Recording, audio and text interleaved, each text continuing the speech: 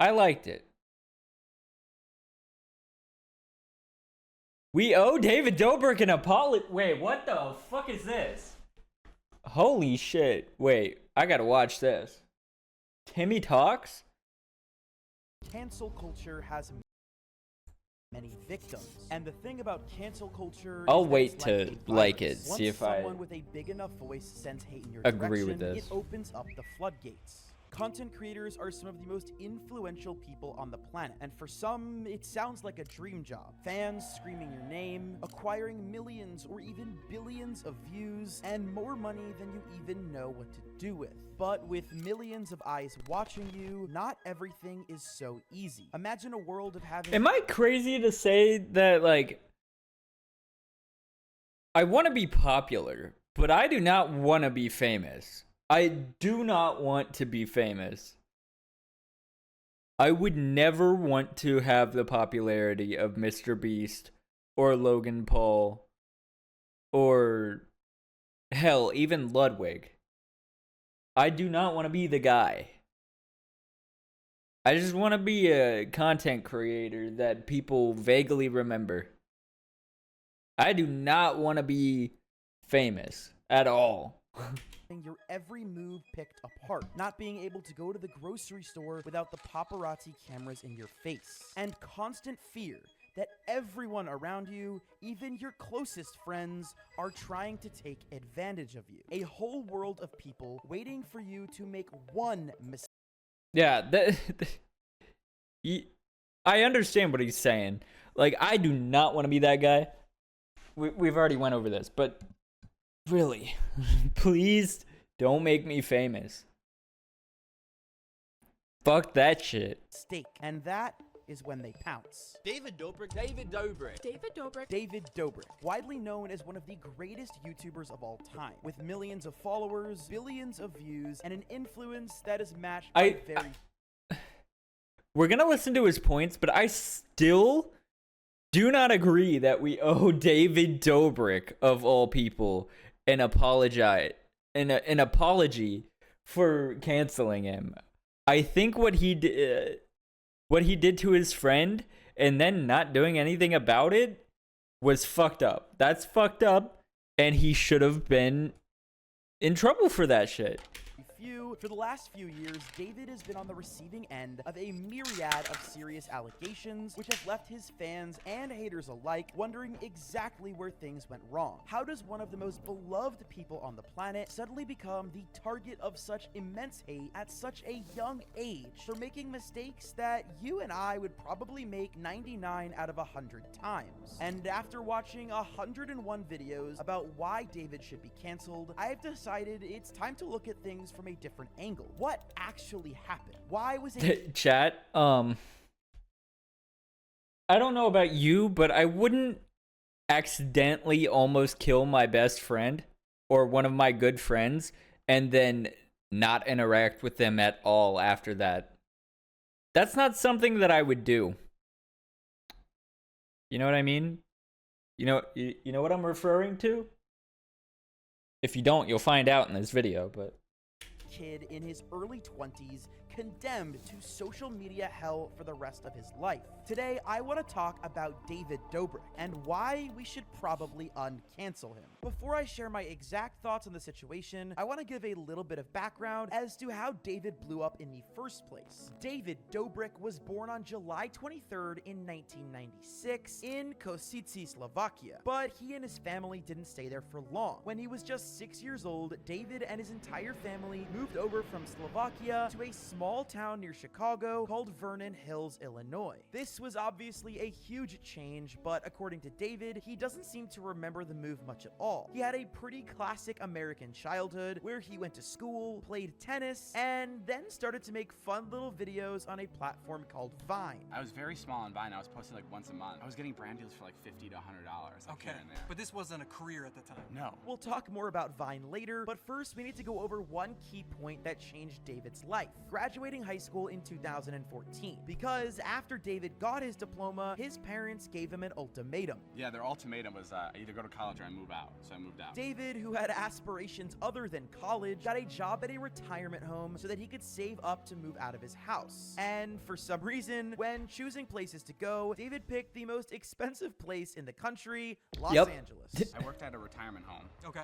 And I think I worked there for like 8 months to a year. Okay. In the retirement home, you had to set up a separate account to actually collect your money. Like you had to go to a separate bank where all the money was like piled into. And I never touched the money for the 8 months. What the hell? That's so strange. Months of the year, I never touched it. How did you have money to go to the movies or buy lunch? I mean, I didn't.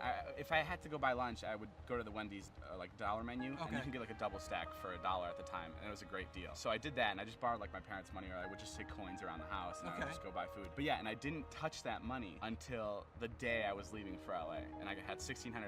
And while David was excited for his move, he was going halfway across the country with barely enough money to make rent for a month. So if David wanted to stay in Los Angeles, he would have to figure out how he was gonna make some money. And luckily, he did so pretty quickly. He found some small success while doing faceless accounts on Vine. I was running accounts on Vine that weren't under my name. There was like a Top Sports or something, and I would like upload sport clips. Okay. And I would sell revines on that. So it's like a super like, I'm very creative, but then I'm also like little business side to me that's like not that businessy, but like I like money.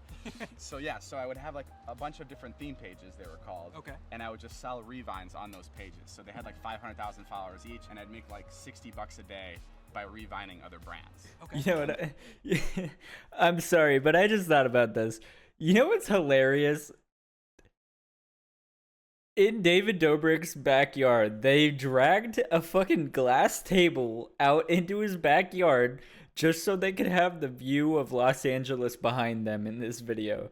I don't know why that's so funny to me, but like, they dragged a table out into their backyard so you could look at the dreariest fucking day in LA ever because they thought it was gonna be a good shot. And that's what kept me afloat. But as you internet geeks know, Vine was going downhill fast, and Viners everywhere realized that they needed to somehow transfer their large followings onto a new social media platform. And a lot of those creators chose a home right here on YouTube. David, on the other hand, wasn't exactly thinking about which platform would hold him in the future. He knew that something would work out and he could make content somewhere. But what he truly needed was inspiration, and that inspiration came in the form of Liza Koshy. For those of you who don't know, David met Liza at the end of the year 2015. She was a fellow Viner who had already made the jump to YouTube, and most of these other Viners who quickly jumped to YouTube tried to start elaborate sketch channels with big sets. But Liza did the much cheaper and arguably more entertaining option, which was vlogging. It's driving with Liza, baby. Are you in or are you out? David is on record as saying that Liza's content is actually what gave him the idea to start making vlogs.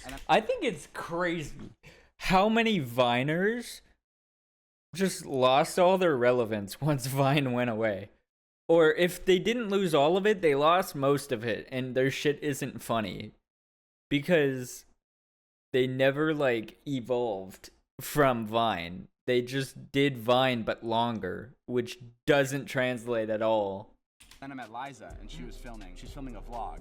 I just really liked the fact that it was just like a small camera, and you can record your entire day. Yeah. Because like, this is so cool. You can just do whatever you want Yep. with this small camera, and people see it. So on July 30th of 2015, David would upload his first ever vlog to YouTube. This is it. This is my first vlog. I don't know how long this is gonna last, but I'm gonna give it a shot. I'm gonna try vlogging maybe every other day, every day. Who knows? But I'm gonna do it. So subscribe to the YouTube channel. Hey, this is my first vlog, man. Alright, let's start vlogging. What a dick. David took advantage of his over 1 million followers on Vine by collaborating with other big creators. This group of internet famous friends who would all come together to make vlogs would become affectionately known as the Vlog Squad. So yeah, I just filmed my first vlog, and I think the reason it worked is because I wasn't trying to make it work. What was the vlog at the time? Bro, I miss when the Vlog Squad was actually, like, a group that actually did shit. I miss those days, bro. Like, yeah, it turns out a bunch of random horrible shit happened to a lot of different people in a lot of different ways. But the videos were so fun to watch. And I'm not going to discount anything bad that happened to anybody, because I know a lot of shit that happened. But the videos were so good, and it was actually entertaining. It was more entertaining than watching a lot of TV back then. It was so simple, so horrible. There's nothing to it, but I was doing it purely for enjoyment, and there was no other purpose to it. I did not feel at all like I needed to do it, and I think that's why it worked. Over the years, David's following on YouTube would grow to a point where it would make his Vine followers look minuscule. His main channel now sits at 17.4 million subscribers. A majority of this success was from him setting himself apart from other vloggers and creators. But at the peak of his success, we would see David end up in some controversies that would pretty much end his career. In 2021, the Dobrik empire would start to show some dangerous cracks. A bunch of former members of the Vlog Squad would come out and speak against David and his team. On February 6th of 2021, Big Nick, a former member of the Vlog Squad, would speak on the H3 podcast, calling the Vlog Squad a cult. It is kind of like a cult, yeah. It's like a high school vibe, very cultish like vibe. And unfortunately for David, things would only get worse from here, because Big Nick's testimony on the H3 podcast was just the tip of the iceberg. It seemed that a lot of the ex-Vlog Squad members would gain confidence from Nick sharing his story to the point where they wanted to share their own. Seth, Francois, and Trisha Paytas, both former Vlog Squad members, came out with stories about so-called pranks that they said were insanely inappropriate. And if that wasn't enough, on March 16th of 2021, Business Insider would publish an article with a provocative title that will get me demonetized here on YouTube. And if you can't tell what four-letter word was blurred out in that title,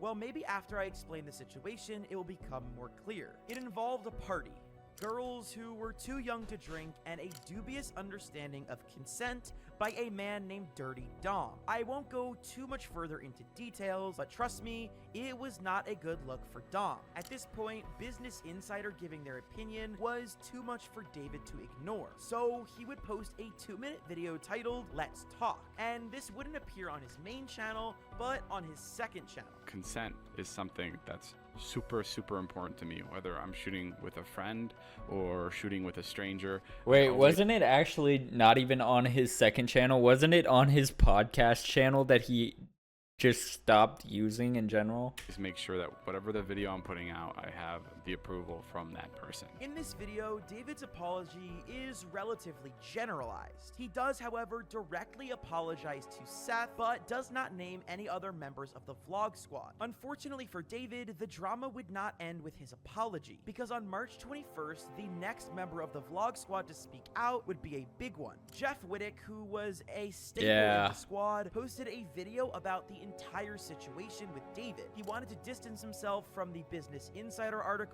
that accused him of buying alcohol for the underage girls that Dom then allegedly assaulted. While the video isn't still up now, the general sentiment is that he tried to separate himself from the craziness of the parties, and any wrongdoing that he might have had, he apologized for. He also mentioned something else that would make David's situation in the public eye a lot worse. Jeff was seriously injured during the filming of one of David's videos, but everybody knew that already. So why was it finally being brought up now? I'll touch back on that in a second, because before I dive into why exactly I think we shouldn't cancel David despite everything I just said, I want to talk about some of the ramifications and consequences of these accusations against David. First off, a bunch of huge sponsors like his main sponsor SeatGeek, as well as the Dollar Shave Club, Chipotle, and many others would drop David and sever ties with him in the coming weeks. On top of that, David, under the stress of everything that was going on, started to delete some of the older videos on his channel, losing over 66 million views worth of videos in a single day. Why?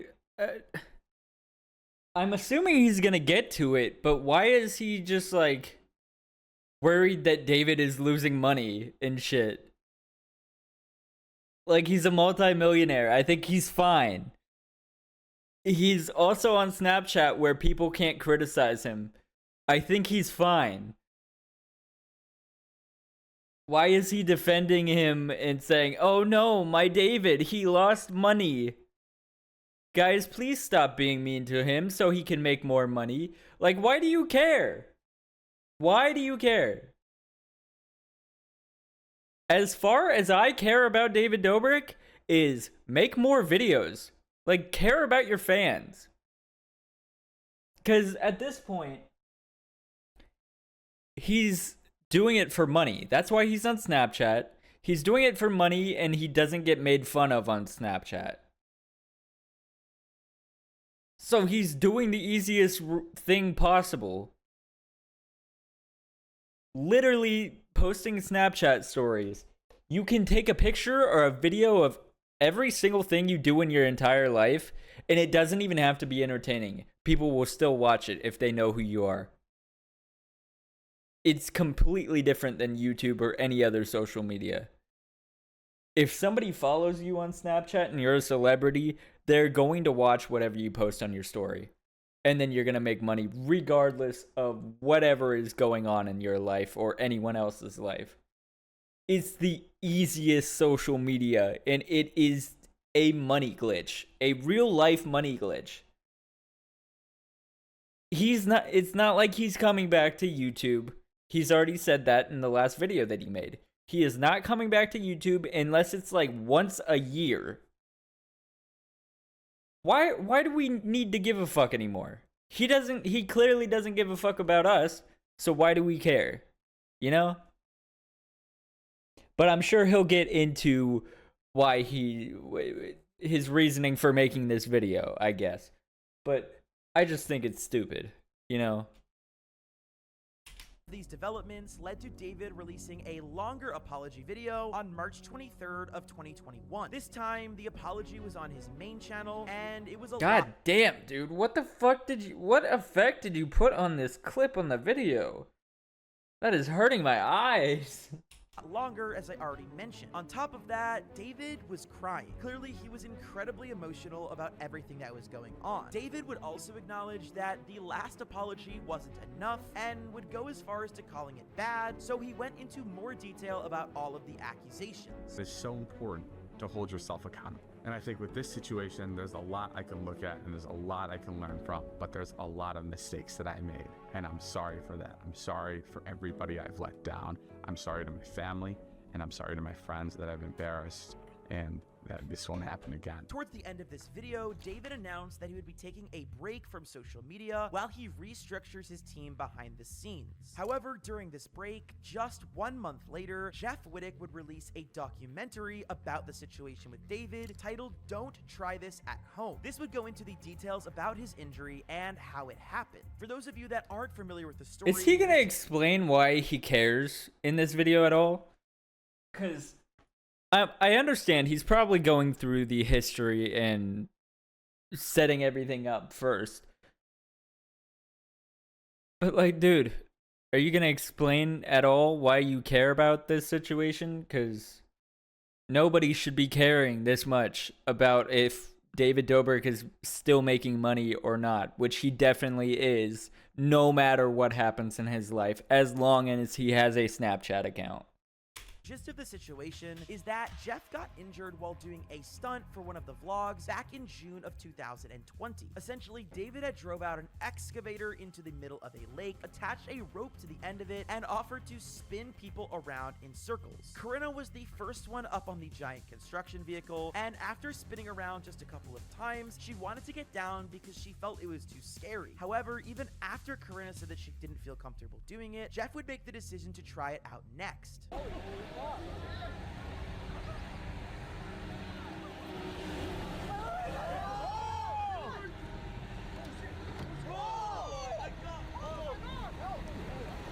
And this is when Jeff's tragedy struck. He slammed into the side of the excavator, shattering his skull in 9 places. Bro, you're not supposed to show this. What the fuck? What are you doing? That he tore ligaments in his leg, broke both his hip and his foot, and almost went completely blind in his eye. While the situation was bad and Jeff was seriously injured, for at least the year after the situation had gone down, Jeff would... Wait, did he even mention that he almost fucking died? Because they said that multiple times, that he almost fucking died because of this injury. He tore ligaments in his leg, broke both his hip and his foot, and almost went completely blind in his eye. And he almost died, too. Did you forget that part? Situation was bad. This guy's and Jeff pissing was me off. seriously injured. For at least the year after the situation had gone down, Jeff would actually go out of his way to protect and defend David. However, this all changed when Jeff had dropped his documentary, essentially flipping the tables on David. I've been protecting this guy for so long, and there's so much more to the story than just him not texting me for a week after I had such a drastic surgery. Instead of acknowledging anything that Jeff had said, David decided it was best for him to stay quiet until his social media break would end 2 months later. Here, he would upload another vlog titled Surprising My Friends. This is crazy. Look at you. You're vlogging? Oh, just a little bit, bro. You look like you need it. You look like you need me to vlog. Come on in. The internet was relatively split over the situation. While some people were a little bit confused how his normal vlogs could return considering everything that had happened, most of his core fan base seemed to return and everything was going back to normal. However, drama would only get worse a year later when Jeff released an episode of his podcast titled Dear David. And let's just say that Jeff was no longer interested in protecting his previous friend, David Dobrik. It feels good to cut bad people out of your life, and it took a while to see it. I don't blame anybody out there if you're dealing with a scumbag. I felt like this guy was a fucking scumbag at times. When people come around, people change. I, for the longest time, gave him the benefit of the doubt that he would come along and change. All this situation there would just give you clarity, you know? It usually takes things like this. It's ironic that I fucking had an eye injury, but now I see clearer than ever. Yeah. David would then respond on his podcast with Jason Nash, which Jeff did not appreciate, so he would make a whole response podcast, and it ends with him threatening David in a lawsuit. Like I said, there's not a day that goes by that I don't think about this, and I'm so sorry that this happened to you, Jeff. I'm so sorry that this happened to you, Jeff. Oh my fuck. Yeah. Oh, David Dobrik apologized on social media instead of talking to him. He's definitely so sorry. Look at how he's looking around when he says it too. There's not a day that goes by that I don't think about this, and I'm so sorry that this happened to you, Jeff. I'm so He doesn't care. that this happened to you, Jeff. I appreciate it, Dave, after the last hour of slander. Yeah, I'm not going to beat you up anymore. I'm just going to take this the right way, the smart way, and just let the courts decide, you know? Making a lot of statements here that are very untrue, that are so easy to disprove. So let's just let the courts decide, and then you'll have to sign a paper that says, yeah, this was a lie, and I'm guilty of this and this and that, and we can go that route about it, because let's be honest, I get no points for beating you up, and again, I'm an adult. That's not how I handle my situations anymore. With all of this drama going on, David was still uploading vlogs. That is until March 29th of 2022, which would seem to be David's last vlog ever. After the rather emotional vlog that took place on March 29th, we wouldn't see David upload to his main channel for another 2 years. And although we thought David would never post again, he did come back with a vlog that lasted 14 minutes, which for those of you that know David is almost 4 times as long as his regular vlogs. This would be titled Surprising Friends with Body Transformation, where David would show that he took the 2 years off to absolutely shred up his body and get a new dynamic physique. I cannot believe you have like a full six-pack. Me neither. But after disappearing for 2 years, and with all of these allegations and accusations still in the near past, would the internet forgive David? It didn't seem like it. David Dobrik, the guy with the annoying laugh. David Dobrik. Fucking. What's that guy's name? It's not Pyrocynical. That's the other guy. That's the other British guy. Fuck, I forget this guy's name. But I used to watch him back in the like Logan Jake Rice Gum days and shit. Fuck, what is his name again? I don't even remember. Nothing was ever that funny. Well, across Kavos. scandals of manipulating his friends, an essay scandal that happened under his watch, and almost causing his friend to die, David was essentially forced to leave YouTube and completely start new somewhere else. David Dobrik has decided to return to YouTube after taking a near 3-year break from posting. He stopped posting vlogs, he quit his joint podcast with Jason Nash, and after the first year went by, Most people assumed he was done for good. Well, he's fully back now, and we have a lot to discuss. So yeah, 2021 and 2022 were not the best years for David. After losing a ton of sponsorships, a lot of friends, and even more viewers, it wasn't looking so great for the young icon. But why exactly did David lose all of these viewers? See, if you look at everything that I just said, back to back to back, it doesn't look so good for David. But we're essentially looking at all of his worst moments under a microscope. And that idea, which I mentioned in the intro of this video, of everybody looking at content creators like they're basically not human, is the main point of the argument that I'm going to be making. This video on David isn't really just about David. It's about a wider problem called cancel culture, as I'm sure many of you are familiar with on the internet. Okay, I think cancel culture is dumb. You gotta hold people accountable, though. Because he did almost kill somebody. And he did do a lot of other fucked up shit. And he did abuse his friends. The guy did bad things. Does he need to be canceled? Like, cancel culture is so fucking stupid. But that's not the point. Like, he did bad shit. Hold him accountable, and move the fuck on. That doesn't mean we need to stop being mean to him so he makes more money. Like, it's so fucking stupid what you're saying, dude. I get your point, but it's dumb. God, this guy's pissing me off. Nothing goes away. And because of that, once you put something out there, it's up forever for hundreds of thousands or millions or even billions of people to scrutinize with a fine-tooth comb. Now look, I am not going to excuse what David did. And in fact, in just a moment, I'm going to delve deeper into these specific situations that have been brought up over and over again. Stop showing the fucking clip. Oh my gosh.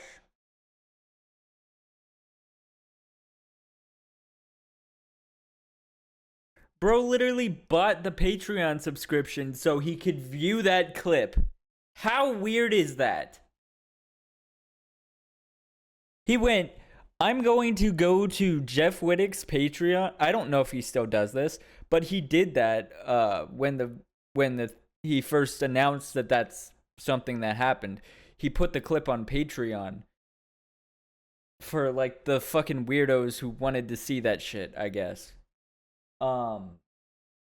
Which means this guy had bought that just to view it and put it in his videos for everyone to see. Like, how weird are you, dude? I want to offer a perspective that you probably haven't heard in these other videos that have talked about David. We're currently in the year 2025, and David is almost 30 years old, and more specifically, he's 28. Now, if you remember, I showed you David's first vlog, which was over 9 years ago. That means, at the very best, David was 19 years old when he started vlogging. And now, I'm sure a lot of younger people will see this video, but I want to invite anybody over the age of 20 to think about some of the actions that you took when you were a teenager. I'm sure if all of those were blasted on social media, a few of you would be canceled too. Now, I want to reiterate, this isn't me excusing anything that David did. It's just simply offering a perspective that I think a lot of us forget about. Content creators are humans, and humans make mistakes. And now I'm going to talk a little bit more about those specific mistakes, starting with the situation with Dirty Dom. Like I said before, I can't fully comment on the details of the Dirty Dom situation because I don't want to get my video restricted. However, he is dealing with serious accusations of SA. And because I wasn't there, I won't be commenting on these as surefire facts, rather just addressing the accusations as if they were true. Now, if the allegations against Dom are true, which most people seem to believe, then I think he deserves to be canceled for sure. In fact, I think he deserves worse than that. He should probably rot in a jail cell. That being said, we have to talk about somebody other than Dom in this situation, and that is David. After all, this video is about why we should uncancel him. In my opinion, way too much of the blame for this situation has been put on David for the last few years. Most of the accusations involving this situation when it comes to David are the fact that he was breeding creating a culture where people could do whatever they wanted for the vlog and get away with it. Plus, people were upset that after the girl came forward and discussed what happened with Dom, the video wasn't taken down right away. Now, I'm not going to repeat everything that David said in his apology, but he already has addressed this and said that he does regret certain things that happened in this situation with Dom. And with all of that being said, I do want to reiterate, I understand that this is David's set, but when your set is also your everyday life, things can become incredibly blurry. And when you're a young 20-year-old trying to make it on YouTube, YouTube becomes your life. So for David, recording everyday events was just part of how he made the best content in the world. I think generally speaking, over time, people have realized that the Dom situation was in fact Dom's situation and not necessarily David's fault. However, the other accusations that David faced were that he had an unsafe working environment, and most of these accusations were fueled by the situation with Jeff Wittick. I already mentioned that earlier in the video. Jeff did sustain a serious— Oh my... Fuck you, dude. Literally, stop showing it. What is wrong with you? reason that Jeff should have been put in a situation where he could possibly be hurt. With all of that being said, I do think that David isn't the only person to blame here. At the end of the day, Jeff is a grown adult, and he did make a decision to get onto that crane. I don't want to sound like I don't have a heart or that I'm blaming Jeff for the situation. All I'm saying is that you had two consenting adults trying to make a kick-ass video, and things got way out of hand. If this was David's idea, which it seems like it was, then he definitely to go on it. I saw Corinna swing on it a little bit like that, and then I was like, oh yeah, this looks fun. Swinging, just swinging, like a rope swing attached to a tree. Not whipping the fucking thing around 60 miles per hour. I agree. I hopped on the rope to fucking do the first part, which was just a simple, like a fucking rope swing off a tree. You just swing back and forth. It's a swing. When the Not excavator while the was ashore. fucking thing is swinging fast. That was never discussed. That was completely on you.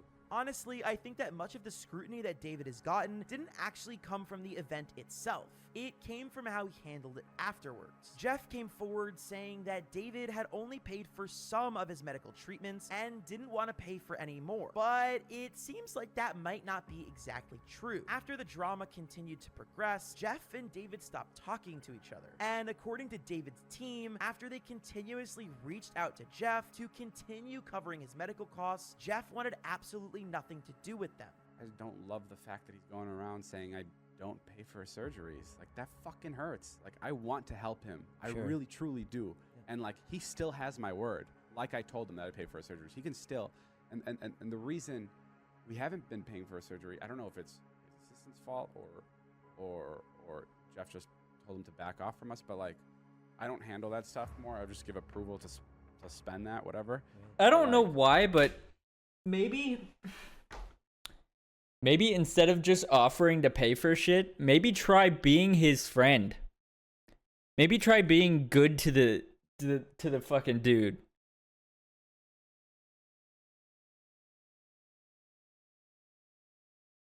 You can't just throw money at every single one of your problems. That's not how it works.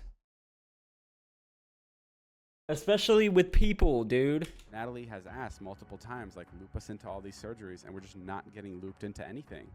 And then we're blindsided when he goes to another surgery. Once again, I do think that David should cover all of Jeff's medical costs, but if Jeff doesn't want to accept David's money, he can't exactly use that as a piece in his chess game to frame David as a monster. Now, these were just two of the biggest accusations that came out, but I brought these up as a greater example. Not everything you see or read is true. I mean, there are people that will tell you that David was the one that committed SA, not Dom, because people will half-read headlines. On top of that, if you had listened to what Jeff had said about David not paying for his medical treatments, you would have missed out on important context that they actually tried to continue doing it. I don't think we take the time to realize that David has done a lot of good for a ton of people. During COVID, David did a lot of work to help cheer up people in his community while remaining safe. On top of that, he has bolstered the careers of countless individuals that have basically made their name off of David's back. And perhaps more importantly than all of that, David has made every single one of us laugh and smile and even cry. These are all things that I I think should be taken into account when you judge a person's character. If you're going to look at somebody's mistakes, why would you also not look at the things that they've done on purpose, like grow a community that is widely positive and has impacted a lot of people's lives? For those of you that haven't been keeping up with David, I'll wrap up the video by telling you what he's doing now. Since 2022, he's only posted that one update vlog a couple of months ago, but he is back doing his podcast with Jason Nash, and on top of that, David has been posting on Snapchat all the time, keeping you up to date with his daily life and that of the Vlog Squad members that he still hangs out with. So it's up to David whether or not he's gonna come back to YouTube full time. Honestly, I don't think he's going to after everything that has happened, but Bro,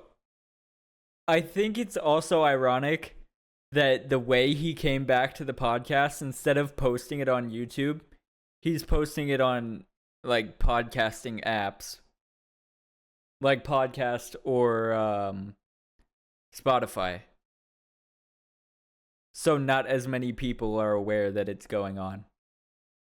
Like, are you kidding me? Post it on your podcast dedicated YouTube channel, dude. What are you doing? If he wanted people to know that it was happening, he would have posted it in the most public place possible, but he didn't. Because he doesn't want to be criticized for this shit. He's being a little... He's being a pussy. I'm sorry, but he is. But I really wish he would, because I, for one, miss David's vlogs more than anything else on the platform. Thank you guys for watching. No shit, so does everybody else. On this brand new channel. If you stayed around to the end But why do you care if he's making money or not? This is...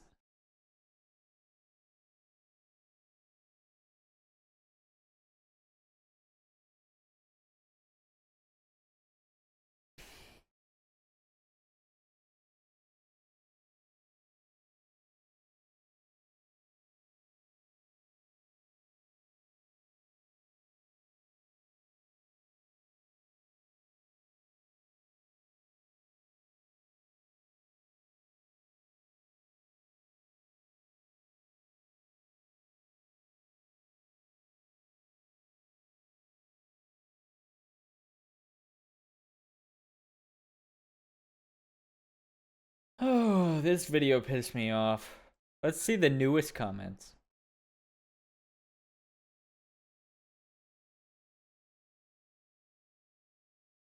Exactly. Let's see what his reply is to this. I disagree. I think accountability is a buzzword people have been using around this situation for too long. He apologized. He made it his set safer. He has offered to pay for all of Jeff's surgeries.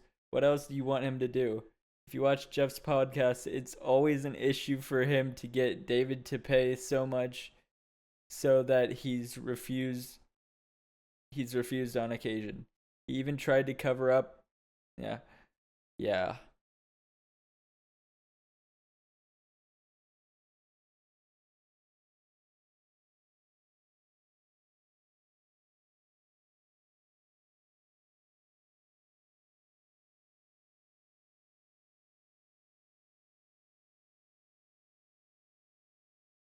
Nobody owes him shit. Exactly.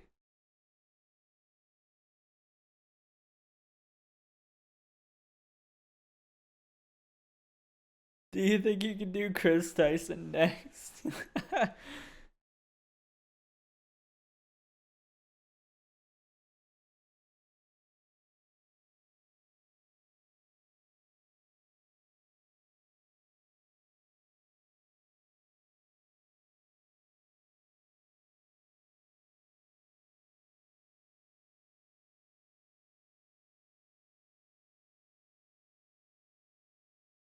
Why is everyone in this comment section so nice to the guy when he's wrong? I'm sorry, but I just can't agree.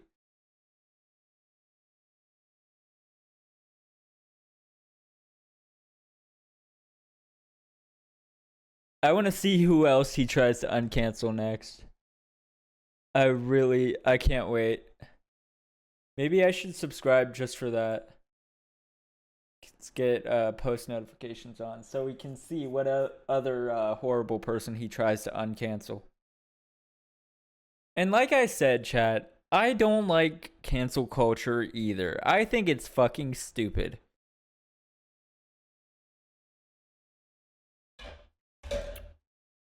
Especially trying to ruin somebody's life for making a mistake. But when you make mistakes, you gotta own up to it, and you gotta try to fix the fucking mistake. You can't just throw money at it. You have to actually make an effort to do something.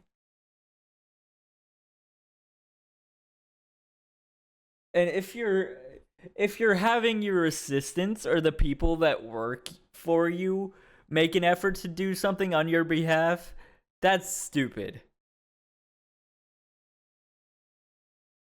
You don't have anything going on in your life that you need to do on time.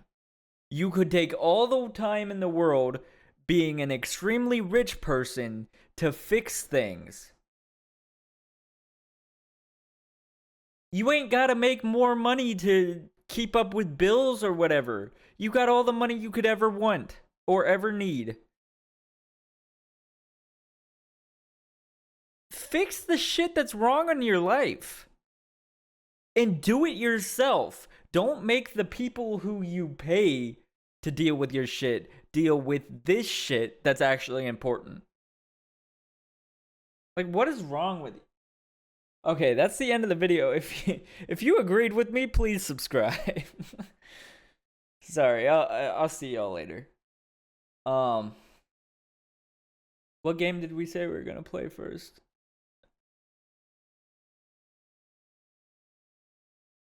Actually, let's play some Rivals first. Then, after we do our daily challenges, we'll play Assassin's Creed 3. Oh yeah, that video pissed me off. That was so stupid. Oh wait, shit. I need to change my category on Twitch.